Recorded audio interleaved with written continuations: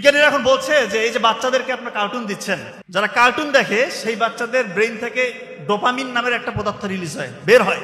এই ডোপামিন যখন তার বের হবে, ওই বাচ্চার ডোপামিন বেশি বেশি যে কাজগুলো থেকে রিলিজ হয়, ও শুধু সেই কাজগুলো করতে চাবে। এখন কোন কাজগুলো থেকে ডোপামিন বেশি বেশি রিলিজ হয়?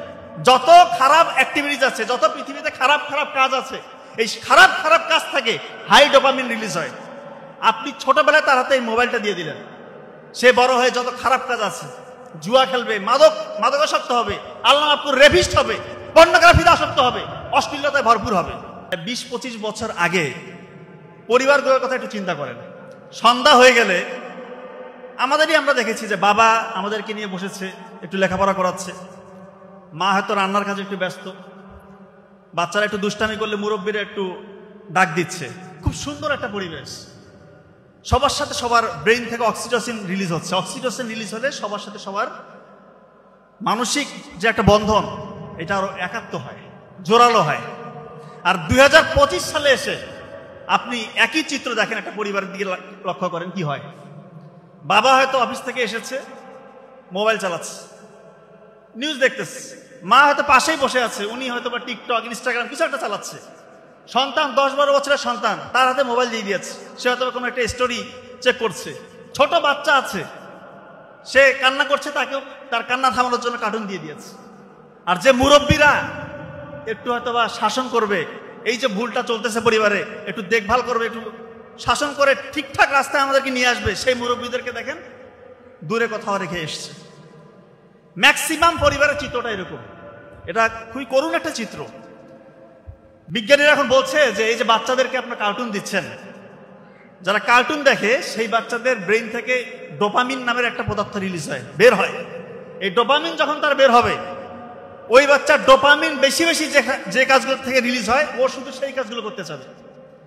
এখন কোন কাজগুলো থেকে ডোপামিন বেশি বেশি রিলিজ হয়? যত খারাপ অ্যাক্টিভিটিস আছে, যত পৃথিবীতে খারাপ খারাপ কাজ আছে, এই খারাপ খারাপ কাজ থেকে হাই ডোপামিন রিলিজ হয়।